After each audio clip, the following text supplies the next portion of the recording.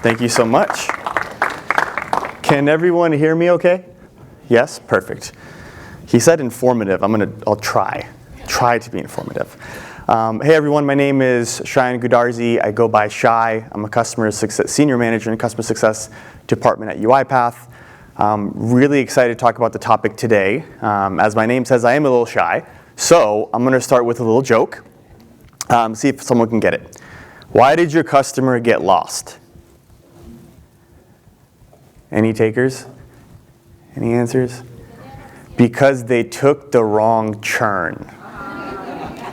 Thank you. I appreciate it. I had a lifelong dream of becoming a stand-up comedian, so this is kind of the best effort, so we'll see how that goes. But anyways, again, my name is Shy, senior manager at UiPath. I've had the privilege of working with a lot of great companies in the past, and I was trying to think about how maybe one of those experiences could relate to the topic today.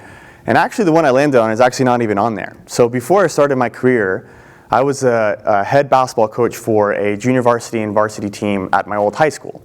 And don't worry, I'm not going to get into the strategy of coaching and all that. You don't need to know a lot about basketball to maybe hopefully understand this.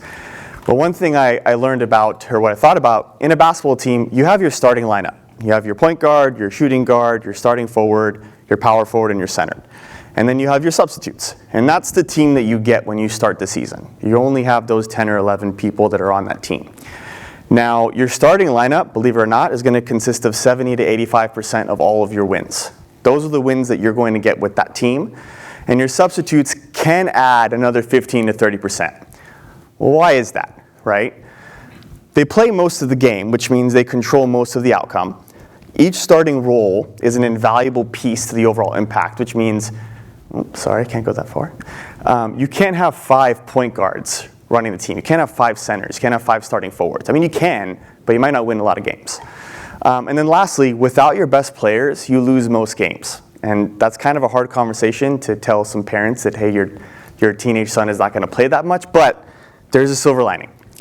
What's the difference between a regular team and a championship team? The first 2 years I coached, we lost pretty bad. It's because I used basically all of my starting lineup for every single minute of the game.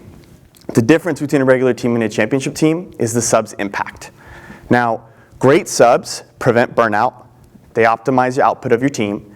They make your starters actually look better because you can create a strategic environment, or you can create different ways to utilize your lineup a lot better. And they open up new opportunities. Because if you add those 15 to 30% of those wins to the team, then you're now going in the playoffs. You're going for championships. You're reaching new heights as an entire team. Now, related to that back, what is a customer success team's starting lineup? You have your CSMs, which we're the superstars, right? We're the LeBron James, we're the Kobe Bryants of the world. You have your customer touch points, which is going to be anything along your customer journey. You have your internal operations, which is going to be your methodology, your processes, your workflows, how you basically get things done. You might have your metrics, depending on your business organization, your business model, what you're tracking towards, what metrics are we tracking against. And then you have your tech platform, which is basically your engine that runs everything. What are your substitutes? Well, the things that you can interchange with that starting lineup. You have your playbooks. Maybe there's an onboarding playbook that you run all of your customers on.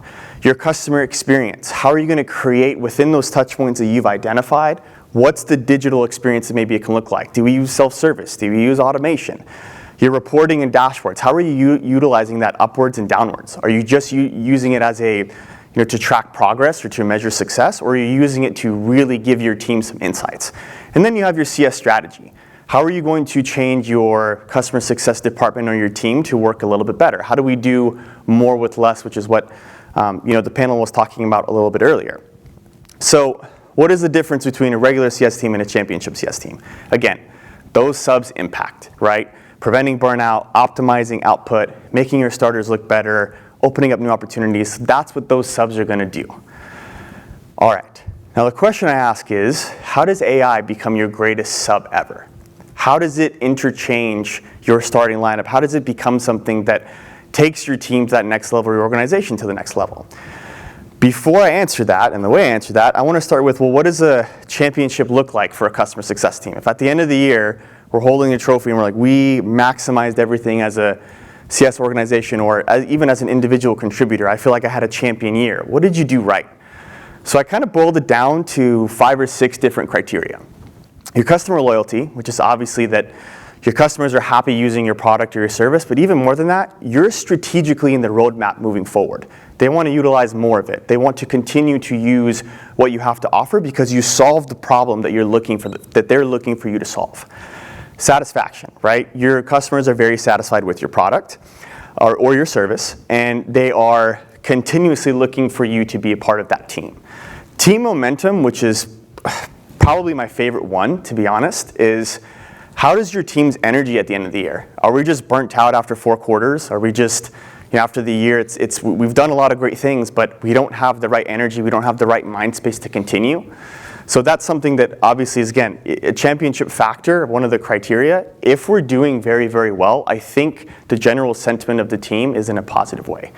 And then your bottom 3 is, in my opinion, is table stakes. You want to be a championship CS team, you've increased adoption, you've decreased in churn, and you've expanded on revenue opportunities that you've identified as a team, whether it's key target renewals coming up in the next year or chances to upsell, all of those things. So if we think about that criteria, that's where we want to get to. If we're a championship team and we have those bullet points and we think about the outcomes that we're trying to leverage our subs for, which is prevent burnout, optimize output, make your starting lineup look better, which for the purpose of today's conversation, I'll just cross that out and I'll put CS as a profit center. That's one of the outcomes that you want to be. We don't want to just be a cost center to the organization. We want to be a profit generating, revenue generating part so we can actually quantify the impact that we have. And then the last one is open up new opportunities. So if we have a great sub and we're doing those things, they're automatically going to do all of those things that we laid out in that criteria. If we prevent burnout, we're going to have a lot better momentum as a team. If we're optimizing output, it trickles down, right? Customer loyalty, satisfaction is at all-time highs. If CS is truly a profit center, then we have increased adoption, we have decreased in churn, we have expanded new revenue opportunities to allow us to grow. And then ultimately, at the end of those 3, we've opened up new opportunities because we have more time, we have more creativity to think about those things of where can we open up net new markets, net new opportunities, net new ideas for even our internal teams to work much better. So if I think about, and this is, kind of a weird slide sometimes to put in front. If I think about where most CS teams operate, right? Needs, attention, average, exceeding, and UiPath included. We're not excluded from this at all. I think that most CS teams do a really good job of optimizing output, but what that does is you might have a little bit more burnout with your team. Or on the bottom, you can't really open up new opportunities because you're constantly thinking about the output of the team. So if I think about each one of these outcomes that we're trying to get to and where AI comes into that, I think it's going to push us to be more best in class because it pushes us to think about our ideas much differently. It pushes us how to think about common touch points within our customer's journey that's going to allow us to get to that spot. So this is all great, but let's talk about some use cases. So I'm going to start with prevent burnout. What's one of the ways that we can do that? Well, one of the biggest problems that I see is that CSMs obviously tend to support a large number of accounts, sometimes 7, 10, 12, depending on what you have. Each client requires a lot of manual data retrieval to assess their health, right? CSMs, in my opinion, maybe spend more time gathering the data rather than analyzing the data. So AI-generated health scores is one way to do that. We can tap into large data sets, fragmented systems of record, and we can prioritize and curate some of those results to auto-generate some recommended best actions. Imagine you just wake up on a Tuesday and you get an alert that says, hey, this customer out of the 10 that you have and all the work that you're doing and all the meetings you have needs attention this week. Okay, well now we're learning how to delineate between high-value task and low-value task. I think scorecards or, again, health scores are going to be a lot more accurate long-term if we use AI because we have a lot more interactions at scale. You might be a CSM and you have 10 to 12 accounts, but there's 100 CSMs within your organization and you have 1,000 or 1,500 customers. Think about how many data points we're giving that model. And machine learning and AI, how it works is that it's only as good as the data that we give it. So if we continue to feed those models with relevant data that's impacting high-value touch points, it's just going to benefit us in the long term. It's going to push us towards being that profit center that we talked about. Another benefit, which is, again, selfishly for me, I want to spend more time creative problem solving. What does that mean? It's not just an extra coffee break. It's not just, maybe just leaving the office for another hour. But I want to think about my customer's business a little bit more. I want to understand what's their latest news. Like, what's happened with them over the past 6 months? What's kind of the latest, conversation that their CEO or CFO just gave, and if they've changed their priorities for the next 6 months, I want to think about that in my next conversation, so I have a much more, high impact touch point with that with my client. So that's one. Optimize output. This is one that I thought about in my own day-to-day. Smart ticketing escalation. Well, what does that mean? If you're a CSM and you might have global enterprise accounts, and I could have anywhere from 4 to 6 on a given time, you can have possibly, I would say, maybe sometimes 15 to 25 tickets opened up each week, because if I have one global customer that does $60 billion in revenue every single year, and we're across multiple BUs, that client could open up 6 tickets that week. And I don't want to sift through tickets and cases and think about product issues when I can, again, working on more value-add strategic work with my client to push them to continue to adopt our tool, to continue to be a strategic advisor. So one of the things that we can use is we can leverage semantic automation of unstructured data. What is semantic automation? It's really for us to just figure out the intent and meaning of text. I don't think it's going to help you if you're driving home and you're going, hey, what do you want for dinner, to your partner, and your partner goes, I don't know, whatever you want. It's not going to give you the intent of that, but it'll help you if you have a lot of different types of, again, you have emails, SMS, tickets, to interpret what the intent of the overall customer is at that time, and how can we drive some automated triggers around that. If we think about a global client that opens up 2 to 3 tickets, and there might be an email thread going on with the product team or customer support, if you're not in that, but you get an alert at the end of the day or an alert on a Tuesday or Wednesday that says, hey, out of your 1 to 6 clients, this client has a really, really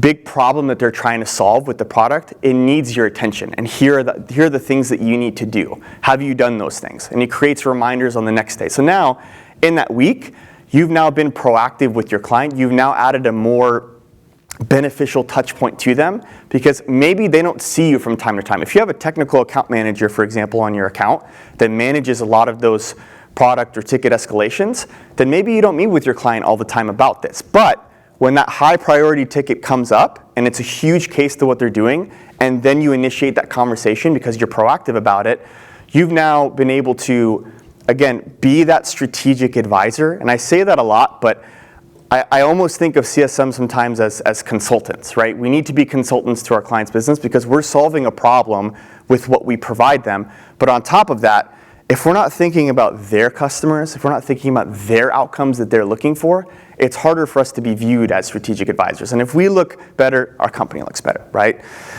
The last thing on that as well, and I think is an interesting benefit, is once you've solved some of those problems, I think you can reintroduce some of those bigger picture items that you've solved back into the sales cycle, back into the product team, and you can reintroduce that feedback so that maybe we don't even run through this problem in the future. Maybe we've already solved it because we've seen it across 10 customers and these specific touch points, because we have a pattern of recognition that we can come back to. So that's another one. CS as a profit center. Now I've talked about this a little bit. Revenue generating data. I think it's very hard sometimes to quantify the value that CS provides internally sometimes. I think Miranda was talking about how externally it's viewed in a great light, which is great, and I think that's the right way of looking at it, just because the data obviously shows it costs more to acquire a new logo than to retain a new client. But it's hard to sometimes quantify that internally to continue to tell your story as a CS organization or a CS team. On top of that, I think CS execs today on average, I haven't checked the updated numbers, but around 1% of the data that we have at our disposal, we can actually leverage. One thing that I read, what I thought was really great, is that prediction is good, which is if you're driving insights, if you're thinking about your metrics and your dashboards and the way that you talk about the health of your business is great, but prescription is healing. A solution to this is not just having a CRM and analytics system to tell you what to do, but you have a CS dedicated platform dedicated to your customers' actions. So product telemetry, metadata, engagement data, all of these various items that we can now hold across those touch points, we can now derive some really interesting insights from it, but then use that to figure out what are those next best actions that we want to recommend and prescribe to our CSMs to take the thought a little bit more out of it and to reintroduce ways that we can interpret of how to solve our clients' biggest challenges. Another, I guess, a really cool on top of that solution is that, with that, we can now analyze the patterns where we've had maybe some upsell opportunities or we've sold maybe a great renewal 6 months ahead. What did we do 6 months prior to that? What did the data show? Where were they around their touch points for us to understand how did we get to that point? So that maybe we reintroduce that back into our teams and say, on the onboarding cycle for this customer that has this pack or this this pricing model that we gave to them, here's what we should introduce 3 months into it so we can continue to grow down the line. I think what that does as a big benefit is CS is now trained on recognizing compelling events so that we can bring the data that we harness within our organization to the sales conversation. We can have a sword in the sales fight, and it's not just figuring out how to give sales some feedback, but it's, hey, this is what the data is showing us. This is exactly what we know from previous customers, and we can name them. Here's what we need to do moving forward. And if that generates revenue down the line, that's how we can quantify our impact over time. And we can start managing and showing that. And that is one example of how we open up new opportunities. I think if you think about bridging the gap between sales and CS, which is sometimes a fun topic to talk about, the main drivers for sales, you want to add more customers. That's what they're obsessed with. And one of the biggest metrics that they look at is customer acquisition costs. How much does it cost us as an organization to get new customers? Well, from a CS standpoint, we retain more customers. That's our goal. I'm a huge believer in NPS because I think if a customer is a champion of yours, they're not just satisfied, but they're an actual champion of UiPath. They talk about UiPath in the organization in a way that inspires others to use it, or they're at a conference or they're with their friends and they're like, oh my God, I use this tool and it makes everything so much better about what I do. That is more important sometimes than just the customer being satisfied. I think CSAT's great, but I think at the same time that's table stakes. You want to make sure your customers are satisfied, but if they're going to promote you, that's where we want to get to. What AI does, it bridges that gap, and now we think about customer lifetime value. If we have AI-enabled growth, over time, instead of for on average you have 2 years, for example, on average that your customer is with you, and then after a year or 2 years of enabling some of these solutions, enabling some of these use cases, it gets to 3.5, you can start to see how that's bridging the gap between sales and CS, and eventually it becomes now a tool that we reintroduce as a sales asset. We now have this data center of opportunities, of patterns, of models that show us so many great things about what we're doing as a CS organization that sales can now take this and go, oh my God, every time there's a renewal, every time, we want CS's point of view.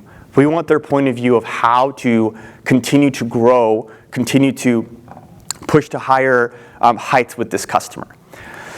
Now, I think use cases are great. They might be helpful. Some of them are like, yeah, I already get this, and some of them might be new to you. I think where I want to leave on is, where do we start? I want to leave with something tangible. Whenever I hear a presentation and there's some steps after, I go back and I start looking at those steps like, oh yeah, that really made sense. So where do we start? First, I think I'd like to ask, if you're going back and you're thinking about where do we start with AI, what is manual today? Just simple question. What do I do that's manual today on a day-to-day basis for each one of my clients? The second is, let's think, what AI exists currently within our current tool set? I think the majority of the tools that we use today actually is going to have some type of AI feature or has AI capabilities within it, but are we using it? Have we configured it in a way to make it impactful for us?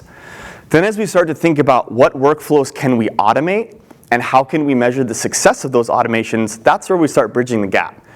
At UiPath, we're obviously an automation RPA company, but I'm not just automating to automate something mundane. What's the value of us automating this? What's the value of us putting this effort into figuring out this manual touch point to automate it?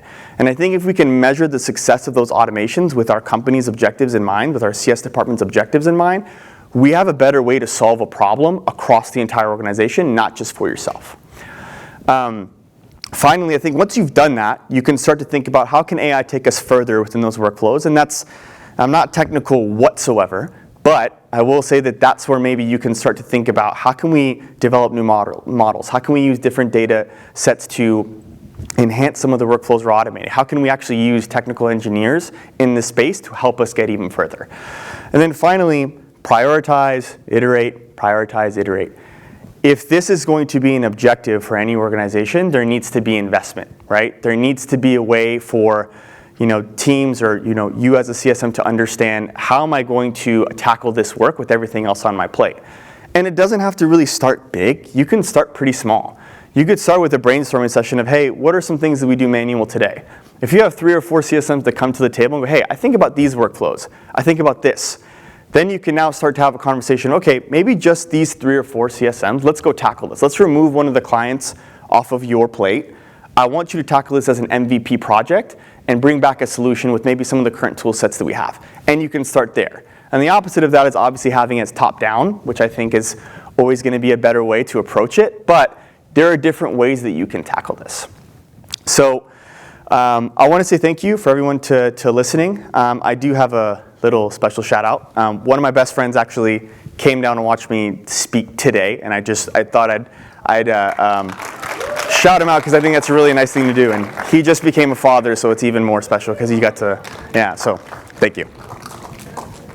Hey, that's great, Shai. Hey, this is great, Shai. By no means you're any shyer than you said you would be. So this is great. I'll kick off with a question, and then we'll go around the room here to get some stuff.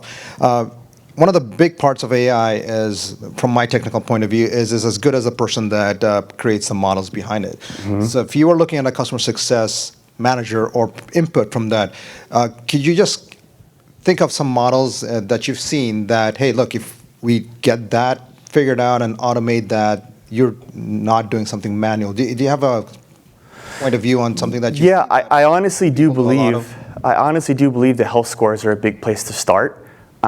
I think within customer success, we have success plans, we have adoption plans, we have health scores, we have different ways of thinking about scores for our clients and their health. I think if we can figure out a way to automate and have AI tell us a lot more about how our clients are doing, we can eliminate our opinion and gut from it and just use the data to say, this is what we need to do. Excellent. So I have a question over here. Hi, yes. Love AI, automation, everything, as she can contest. If anything could be automated, I want to figure it out.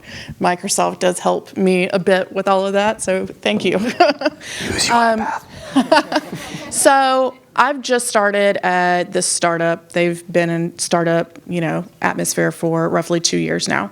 So when looking at the size of a company and revenue and work streams and everything, when do you really look at expanding out to AI to, cost effective and work to that front? We're not so much worried about the recession right now, but I do want to keep in mind exactly cost of the team so we don't run into situations where we're having to lay anybody off. But AI is so crucial in the longevity of the company. Mm-hmm. So that's where I keep, tiddling around with how do we go, when do we start that process? I think even sometimes having the conversation in your role, tying it back to the value, tying it back to the outcomes of what the organization is trying to do. And if it's a North Star initiative, then we need to start doing it today. Because if we're not doing anything towards it, how are we getting to that North Star, which is an easy conversation. I think beyond that though as well I think we need to think about, if you think about companies that have leveraged emerging technologies from the 90s up until now, the companies that have looked at it as, this is going to be a cost benefit. This is going to provide my employees better ways of working, our organization to be better. They've been ahead of the game. The companies that have looked at it as, this is a cost to me, this is complex, this is technology architecture, this is more resource, they've fallen behind. And then when those customers continue to achieve, then they start falling behind with where their competitors are. So I think, to answer your question, I think if it's a North Star initiative, tying it back to that and saying, hey, if this is where we're trying to get to, we need to start working on it today, and we need to figure out how to prioritize this within our given workload. Does that answer your question? It does. Okay, great. Anyone else? Questions? All right, over there.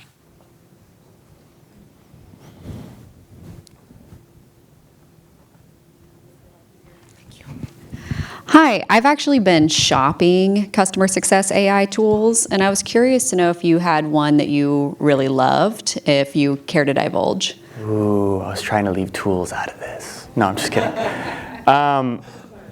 I think actually, if I think about the use cases that I was talking about of CS as a profit center, I think Gainsight NXT, because it lives outside of your CRM, it is a Salesforce extension, but that data set and how you use it is going to be, again, what we talk about as a CS-specific data set that lives on its own. I think it can integrate with CRMs and do a lot of great things across organizations, but I think that's a good one to start with.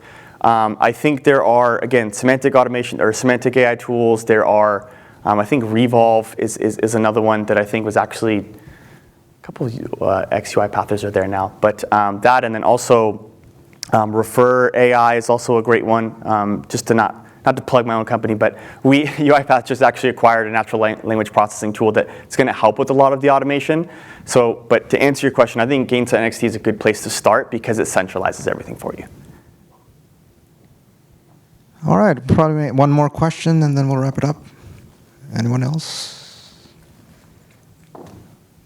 Well, that's easy then. All right.